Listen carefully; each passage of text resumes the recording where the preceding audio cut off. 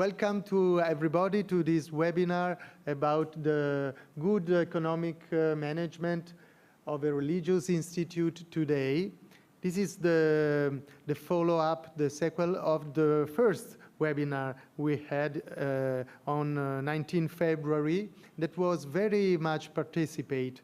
And today we want to have the analysis of your answers to the questions that Dr. Alessandro Pellizzari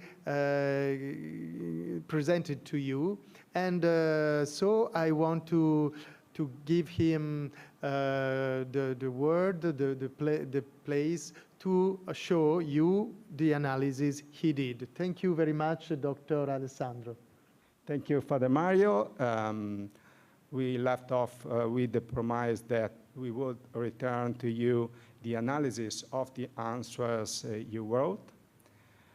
In particular, at the end of my presentation on the sample survey involving the general bursars of 203 religious congregations, the 450 participants in the in-person and online meeting were divided into language groups of about 8 to 10 people with a task of writing down 1 or 2 priority and concrete economic management actions to be implemented today at the intercongregational level.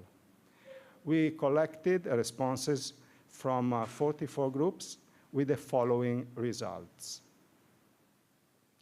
The intercongregational priority action required by the absolute majority of participating congregations was undoubtedly the creation of an official institutional place for continuous and operational discussion among the general bursars, with 31 out of 44 groups expressing this request in various ways, 70% of participants, of which 25 out of 31, 81%, required that such a general bursars union be created within the unique association USG for men and UISG for women.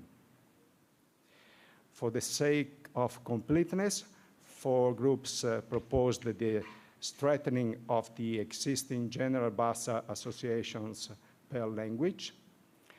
1 group proposed the creation of a single USG-UISG Commission on Economic Action to offer training and support to bursars, and 1 group proposed either the strengthening of the existing associations or the creation of the General Bursars Union within the USG and UISG. We can say that the intercongregational priority action most requested by you religious congregation, with 70% of the participants agreeing, is the creation of an official institutional place for continuous and operational discussion among the general bursars.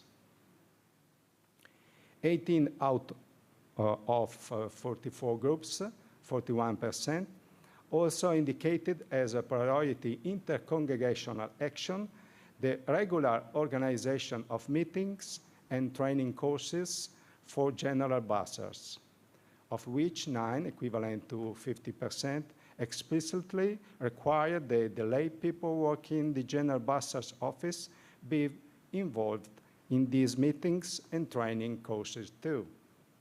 We can say that the second intercongregational priority action you required, which was supported by 41% of participants, is the regular organization of meetings and training courses for general bursars.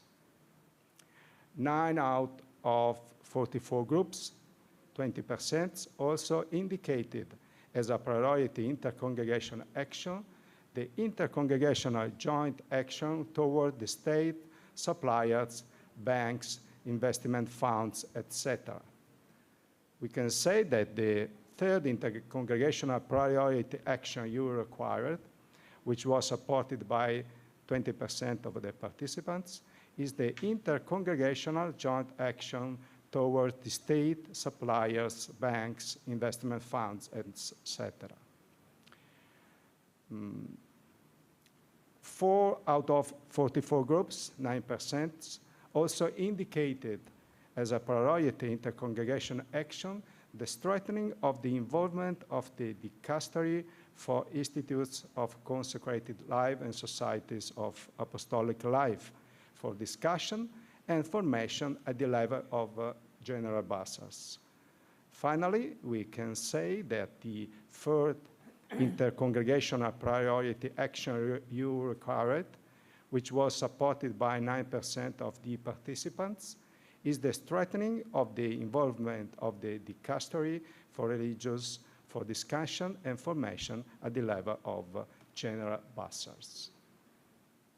Summing up, the congregation participating in the meeting require, as the first most required intercongregation action to be implemented, 70% of the congregation said this, is the creation of an official institutional place for continuous and operational discussion among the general basins.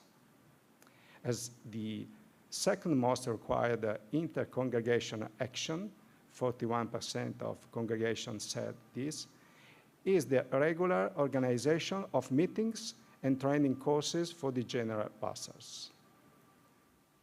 As the third most required intercongregation action, 20% of the congregation said this, is the intercongregational joint action toward the state, suppliers, banks, investment funds.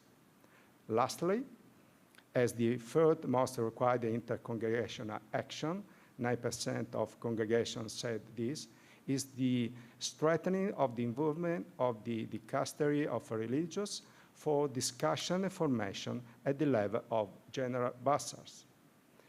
The analysis is finished, and we've already addressed to the USG and UISG these widely shared requirements for yours for practical intercongregational action to be implemented in order to understand if, how, and when it will be possible to implement them. Thank you, and see you next time. Thank you very much, Dr. Alessandro, and thank you to everybody for your participation. From our side, the UISG and the USG, we will follow up your request, and so we will inform you which form we can imagine for the future to make to build up a place in which the bursars, the treasurers, can find and travel and work together. So thank you so much, and see you soon at the next webinar. Bye-bye.